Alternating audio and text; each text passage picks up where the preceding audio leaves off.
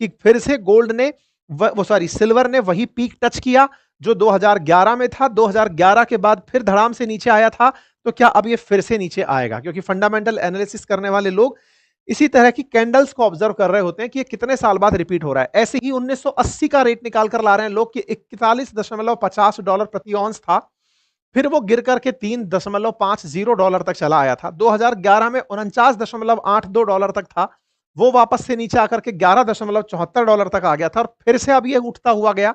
तो बोले इसके ये जो ट्रेंड्स है ना, ये ट्रेंड्स रिपीट तो नहीं हो रहे हैं, मतलब हाई गया फिर नीचे आया, फिर हाई गया फिर नीचे आया। ये बात मैं इसलिए भी आपके सामने रख रहा हूं क्योंकि जितने भी एनालिसिस होते हैं, फंडामेंटल एनालिसिस, वो इस बात को समझते हुए होते हैं कि पहले हुआ है तो फिर वापस होने के चांसेस क्या हैं और क्यों हैं।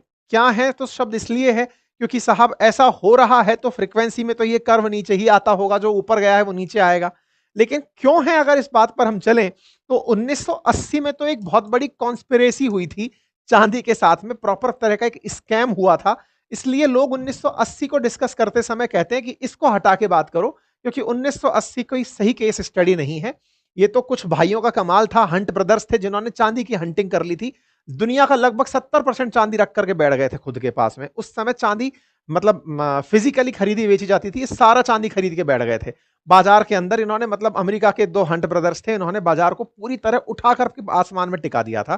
पूरा की पूरा स्टॉक कर लिया तो बाजार में भाव बढ़ना ही था, बचे हुए का भाव बढ़ता था, उससे पैसे कमाते थे। ये कहानी है, इसको सुनाएंगे हम। 2011 में एक बार भाव बढ़ा था जो इस मार्केट स्पेक्यूलेशंस की वजह से था, लेकिन अब जो भाव बढ़ रहा है इसके पीछे तार्किकता क्या है? मतलब ये भाव वापस से नीचे आएगा या और चढ़ करके ऊपर जाएगा? क्योंकि लोगों का मतलब एक्सपेक्टेशन है इंडियन करेंसी में कि अगर ये 171 के आसपास गया है तो क्या ये 2 लाख के आसपास जा सकता है क्या? मतलब चांदी का भाव और बढ़ सकता है क्या? ये तमाम चीजें, क्योंकि चांदी ने और सोने ने रिटर्न्स बहुत दिए हैं। अभी मैं आपको बताऊंगा कि इसके रिटर्न्स को लेकर के सिल्वर प्राइस ने 10 महीने के अंदर रुपया डबल कर दिया है। मैं आपके सामने कुछ मतलब आंकड़े रखता हूं, आप देख करके अंदाजा लगाइए। 10 महीने में चांदी ने 1 लाख का जिसने इन्वेस्टमेंट किया था उसे 2 लाख रुपए बनाकर दे दिए। गोल्ड ने 1 लाख पर 63,000 बनाकर दिए। निफ्टी ने 1 लाख रुपए पर 6500 रुपए बनाकर दिए। यानी इंडेक्स का जो रिटर्न है वो 6500 रुपए का ही आया, यानी 6.5% का आया। और एफडी का रिटर्न 5.9% के आसपास आकर के टिका। तो सिल्वर ने तो सीधा 100% रिटर्न दिया, गोल्ड ने 63% रिटर्न दिया। स्टॉक मार्केट और एफडी ये सबसे लीस्ट परफॉर्मिंग एसेट्स रहे।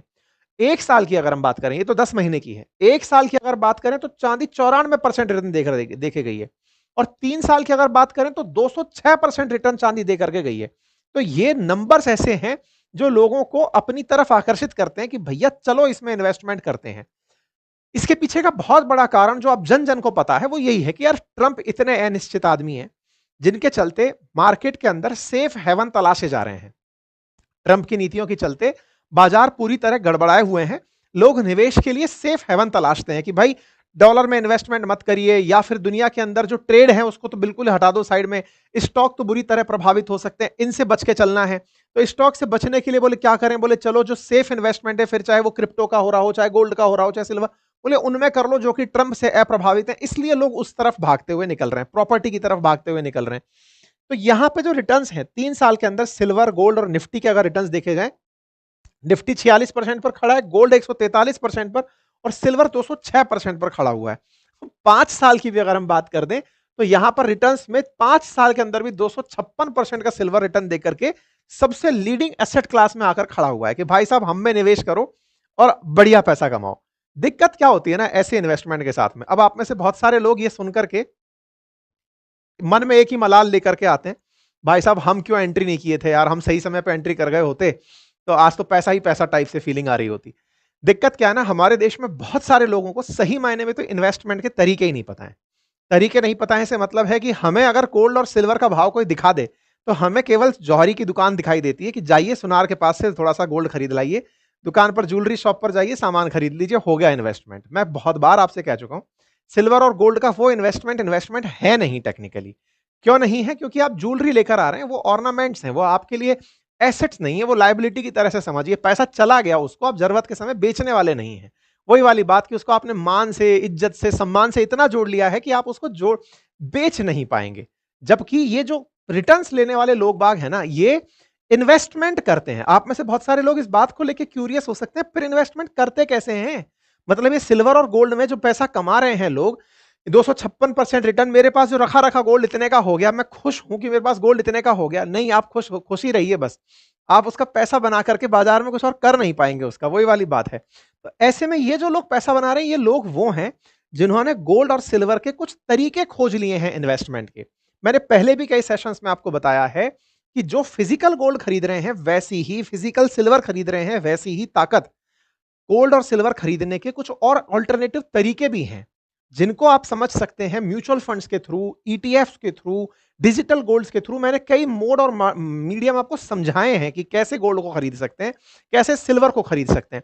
और आप में से बहुत सारे लोग जो निफ्टी में इन्वेस्टमेंट यानी कि स्टॉक मार्केट में इन्वेस्टमेंट का म्यूचुअल फंड का तरीका जानते हैं, उन्हें यह भी पता होना चाहिए कि सिल्वर और गोल्ड के अंदर भी म्यूचुअल फंड्स के थ्रू इन्वेस्टमेंट किया जा सकता है। असल में जो पैसा जिनको बना करके घर जा रहे हैं ना, उन लोगों को थोड़ा सा समझिएगा, उनका आपको अध्ययन जरूरी है ना। प्राइस जो है 22% अक्टूबर अक्टूबर के अंदर बढ़े। आप में से बहुत सारे लोगों ने विचार भी कर लिया होगा ना कि गोल्ड खरीदते हैं, उस सेम समय पर बेच के भी नहीं आ पाया होगा। वहीं दूसरी तरफ जिसने कल म्यूचुअल फंड में पैसे लगाए थे, आज का भाव दिख रहा है, वो एग्जिट भी मार लिया। या फिर कल इसने स्टॉक मार्केट में पैसे लगाए थे, आज दिख रहा है कि गोल्ड सिल्वर यहां चल रहा है, वो उसको लग रहा है बाजार गिर रहा है, उसको लोड लेना था, निकल लिया भाई। तो कुल मिलाकर बाजार के अंदर जो ट्रेड कर रहे हैं ना, वो लोग मुनाफे वाली चीज पर खेल रहे हैं। इसीलिए मैं आज आपको एक तरीका भी बताऊंगा कि आप कैसे गोल्ड और सिल्वर के अंदर इस तरह के जब भी प्राइस अप्स एंड डाउन्स होते हैं, उसमें कैसे ट्रेड ले सकते हैं, उसमें आपके लिए म्यूचुअल फंड कैसे एक बेहतर ऑप्शन बनकर आ सकता है, मैं उसके बारे में आपको जानकारी आज के सेशन में दूंगा। फिलहाल के लिए हम चर्चा कर रहे हैं कि प्राइस क्रैश होने का बड़ा रीजन क्या है। तो जैसा आप में से बहुत सारे लोग एक मन में भाव रखते हैं ना, अरे भाई साहब अब तो इसका औकात से ज्यादा भाव चला गया, इससे ज्यादा नहीं जाएगा। क्योंकि हमारे देश में ये भी तो होता है ना कि और कितना ऊपर जाएगा भाई, अब तो इसको नीचे ही आना है, इसने अपनी हाइट टच कर ली, अब नीचे आने का टाइम आ गया है। ऐसे में जो प्रॉफिट बुकिंग की फीलिंग होती है ना, वो इन्वेस्टर में एनी टाइम रहती है कि भाई अब ले लो, बहुत ज्यादा चला गया भाव, इसको तो नीचे आने का टाइम हो गया है। वहीं दूसरी ओर जब डॉलर मजबूत हो रहा होता है तो और इन्वेस्टमेंट पुअर होने लगते हैं, या फिर कहिए स्टॉक मार्केट जब मजबूत हो रहा होता है तब इन्वेस्टमेंट के और रूट कमजोर होने लगते हैं। ये बिल्कुल उल्टा चलते हैं। स्टॉक मार्केट अगर गिरा पड़ा है तो स्टॉक मार्केट की जगह और गोल्ड में, क्रिप्टो में, सिल्वर में, इनमें इन्वेस्टमेंट हो रहा होता है। और जब स्टॉक मार्केट उठ रहा होता है तो बाकी लोग कहते हैं अब तो यार स्टॉक उठ ही रहा है, ये तो बहुत सेफ पैसा दे करके चला जाएगा। ठीक है। तीसरा, अमेरिका के अंदर जो फेडरल रिजर्व की, मतलब जिस तरह से अपने आरबीआई है, ऐसे अंदर वहां पे अमेरिका में फेड रिजर्व चलता है, उसके अंदर भी इंटरेस्ट रेट को लेकर कुछ स्पेकुलेशंस चल रहे हैं।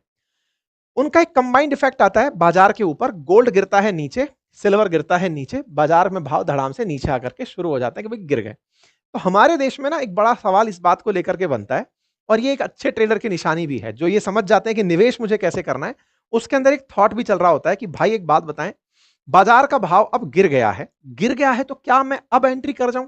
देखिए, ये बात तो सच है कि स्टॉक मार्केट में भी आप में से बहुत सारे लोगों ने 85,000 पर जब सेंसेक्स चल रहा था वो देखा था, 85,000 पर सेंसेक्स था, आप लोगों ने ऑब्जर्व किया था। ट्रंप आए, स्टॉक मार्केट को खींचकर 73,000 पर ले गए। कल मुहूर्त ट्रेडिंग के समय पर स्टॉक मार्केट 84,500 के आसपास ट्रेड कर रहा था, यानी कि 73,000 से फिर से 84,000 तक पहुंचा है। और अगर केवल कोई व्यक्ति इंडेक्स में इन्वेस्ट करके चल रहा है, यानी कि उसने 73 से 84,500 की जर्नी तो देख ली, इंडेक्स में इन्वेस्ट करके उसने रिटर्न्स तो देख लिए, साल भर के अंदर अंदर रिटर्न्स आए हैं। बाजार में जो लोग बाजार के चढ़ते ग्राफ को देखते हैं, उनमें निवेश करने वाले समझदार लोग गिरने के इंतजार में बैठे होते हैं। आप लोग कहेंगे सर ये तो बड़ी बियरिश थॉट है कि बाजार गिरेगा तब मैं एंट्री करूंगा। बुलिश है तभी तो बाजार चल रहा है, लेकिन आप इन्वेस्टमेंट का एक राइट टाइम तलाश रहे होते हैं कि हाँ भाई ये मेरे लिए टाइम है। तो ऐसे में जो लोग ये उम्मीद अभी भी लगाते हैं कि सिल्वर और गोल्ड क्या ऊपर जा सकता है, क्योंकि बाजार में जिन्होंने बाजार चढ़ाया था उनके ऊपर भी तो कोई थॉट हावी रही होगी ना, तो उनके लिए थॉट अगर हावी है तो क्या ये इन्वेस्टमेंट का राइट टाइम है? क्या सिल्वर जाकर के 2 लाख का भाव टच कर सकता है? ये सवाल तो बिल्कुल बनते हैं। और ऐसे में ये सवाल और भारी होते हैं जब 2011 और 2018 में ये क्रैश हो चुके हों। 2011 और 18 80 की जो कहानी है, ये मैं आपके सामने एक बार साझा करता हूं। 1980 के अंदर तो हंट ब्रदर्स नाम के 2 भाई हुआ करते थे, जिन्होंने $6 पर ऑन्स से लेकर चांदी के भाव को $48 पर ऑन्स तक टिका दिया था। उस समय पर जो रेगुलेटरी अथॉरिटी है कॉमेक्स, जो अमेरिका के अंदर है, जैसे अपने सेबी है ऐसे वहां पे कॉमेक्स है, वो सही समय पर चेत गई थी, जिसके चलते पूरा बाजार धड़ाम से नीचे आ गया था और इन भाइयों के हाथ की कठपुतली बनने से चांदी बच गई थी। उसे सिल्वर थर्सडे कहते हैं। हालांकि लोगों का बहुत पैसा डूबा था, लेकिन इन्होंने बाजार को किसी व्यक्ति के हाथ में जाने से रोक लिया था। इसको हंट ब्रदर ड्राइव स्पाइक के नाम से जाना जाता है। बाजार के अंदर 1980 में एक पीक आई थी मतलब आप सोच के देखो ना, $6 से लेकर के $48 पर आउंस तक की यात्रा की थी। यहां से लेकर के सिल्वर सीधा ऊपर तक गया था $6 से। ये $6 का ग्राफ है, मतलब आप पकड़ कर देखिए, तो $6 से लेकर के और $48 तक का भाव। और यही 2011 में भी अगर देखेंगे तो उस समय पर भी लगभग $50-52 के आसपास गया था, और 25 में भी $50-52 के आसपास चल रहा है। तो हंट ब्रदर्स ने किया क्या था ना, कि दुनिया की चांदी का 1/3 हिस्सा इन दोनों भाइयों ने अपनी जेब में रख करके 700% से ज्यादा चांदी के भाव बढ़ा दिए थे। इन्होंने शुरुआत की थी 22 साल की उम्र में बिजनेसमैन के रूप में कॉटन खरीदने बेचने के बाद। धीरे धीरे इनके बाप का फोकस शिफ्ट हुआ ऑयल की तरफ, फिर ये दोनों भाइयों ने चांदी पर फोकस करना शुरू किया। और जिस समय डॉलर कमजोर होना शुरू हुआ तो इन्होंने सिल्वर को खरीदना शुरू करते हुए बाजार में डिमांड रेज कर दी। डिमांड और सप्लाई में जब डिमांड ज्यादा हो और सप्लाई कम हो तो ऑटोमेटिक भाव बढ़ने लगते हैं। तो उस समय फिजिकल सिल्वर में काम होता था। इन्होंने मार्केट के अंदर सारा की सारा स्टॉक कर लिया चीज का। जैसे होता है ना काला बाजारी टाइप से, कि हमने तो रोक कर रख लिया बाजार, अब हमने स्टॉक कर लिया तो बाजार में अब बाकी लोग खरीदने के लिए जो भी मिल रहा है उसको औने पौने दाम में खरीदेंगे। लोगों के अंदर ये फीलिंग आ जाएगी कि यार ये इतना अचानक क्यों चढ़ रहा है, चलो हम भी खरीदते हैं। बस वही हंट ब्रदर्स ने किया था 1980 में। फिर वहां पर कॉमेक्स नाम से जो सरकार की संस्था है वो जागती है, कमोडिटी एक्सचेंज है वो जागता है, अपने यहाँ पर एक रूल लेकर आता है और वो कहता है कि भाई मार्जिन पर कमोडिटी नहीं खरीद पाओगे। मार्जिन का मतलब ये है कि 100 का माल 20 रुपए की साई पर नहीं उठा पाओगे, जिसको देना है पूरा कैश में उठाओगे। तो जो मार्जिन जैसे ही मना किया तो इनके पास पैसा खत्म हो गया। मार्जिन के ऊपर जैसे ही था, जैसे ही बोला मार्जिन पर नहीं खरीद पाओगे, तो जो इनके जैसे और ट्रेडर्स थे जो मार्जिन पर ट्रेड कर रहे थे, खरीदने का काम कर रहे थे, वो खाली हाथ हो गए। वो बेचने पर निकले तो इनको भी बेचना पड़ गया। क्यों? क्योंकि इनके पास भी पैसा नहीं था। ये तो स्टॉक में माल लेके बैठे थे, पैसा तो था ही नहीं जो रिटर्न कर सकें या फिर और सिल्वर खरीद सकें। ये तो मार्जिन पर बुक करते थे माल को, फिर स्पेकुलेशंस को चढ़ाते थे। तो इनका जब ग्राफ रिवर्स होने लगा तो चांदी धाड़ धाड़ धाड़ धाड़ नीचे आना शुरू हुई। तो इनके ऊपर क्रिमिनल इन्वेस्टिगेशन बैठा, फिर इनके ऊपर पेनल्टीज लगी। एक पूरा पूरा देश इनके चलते लगभग बर्बाद हुआ, पेरू जैसा देश। उसको इनको इनसे हर्जाना दिलवाया, इनको ट्रेडिंग से बैन करवाया। तो कुल मिलाकर के लोगों ने चांदी के साथ 1980 में खेला था। तो अब लेकिन फिलहाल ऐसा नहीं होता है, क्योंकि अब सरकार ने रेगुलेशंस बहुत लगा दिए। अब अगर एक ही अकाउंट से बहुत चांदी खरीदी जा रही है, कोई भी कमोडिटी का परचेज किसी सिंगल अकाउंट से हो रहा होता है, तो उस पर रेगुलेशंस अब बहुत हाई हैं। तो ऐसे में अब 1980 वाला डर तो नहीं है, या डर भी नहीं है। लेकिन हाँ, बाजार के भाव बढ़ रहे होते हैं तो दिमाग में एक पॉइंट तो रहता है कि यार ऐसा अब क्यों भाव बढ़ रहा है। तो इसके पीछे मेजर कारण इंडस्ट्रियल डिमांड मानी गई है। क्योंकि अभी क्या हो रहा है ना, कि जो हमारे सोलर पैनल बन रहे हैं और इलेक्ट्रिक व्हीकल्स बन रहे हैं, 50% चांदी केवल इंडस्ट्रियल यूज में काम आ रही है। मैं आपके सामने एक फैक्ट रखता हूं कि इंडस्ट्री में, मतलब सोलर पैनल्स बनने में और ये अपने जो इलेक्ट्रिक व्हीकल्स बन रहे हैं, 50% चांदी यूज में आ रही है। आप पूछेंगे काय में यूज आती है? असल में चांदी क्या है ना, एक अच्छी कंडक्टर है, मतलब सुचालक है, बिजली उसमें से अच्छे से प्रवाहित होती है। तो जो फोटोवोल्टेइक सेल होते हैं ना, जिसके ऊपर मतलब लाइट पड़ के सोलर एनर्जी बनती है, सोलर पैनल्स जो होते हैं इस तरह से जो दिखते हैं, कहाँ गए ये, तो इनको बनाने में चांदी का बहुत यूज होता है। तो चांदी का जो यूज है उसी को ही आज 50% बाजार मिला हुआ है। और आप जानते हैं कि ग्रीन एनर्जी में फोटोवोल्टेइक सेल जो है, सोलर पैनल्स, इनमें इन्वेस्टमेंट होना ही है। क्योंकि अल्टीमेटली सोलर एनर्जी ही एक अल्टरनेटिव रिन्यूएबल एनर्जी का सोर्स बनकर के आया है। तो इसका यूज यहां पर बहुत बढ़ रहा है। दूसरा, लोग जो कॉइन और बिस्किट खरीद रहे हैं, 25% ट्रेड उसमें हो रहा है। 18% ज्वेलरी में, मतलब सिल्वर का बहुत ज्यादा यूज ज्वेलरी में नहीं होता है, 18% तक ही यूज हो रहा है। फोटोग्राफी में उस समय 1980 के समय पर फोटोग्राफी सबसे बड़ा रिसोर्स था खर्च करने का, मतलब खर्च करने का एक प्रोडक्ट था। क्योंकि उस समय वो ब्लैक एंड व्हाइट पिक्चर्स को बनाते थे ना, सिल्वर की प्लेट पर बनाते थे, तो वो फोटोग्राफी में उस समय मेजर यूज होता था। अब 3% ही यूज होता है। तो इस तरह से फिलहाल इंडस्ट्रियल यूज चांदी का बहुत बड़ा हुआ है और सप्लाई है नहीं।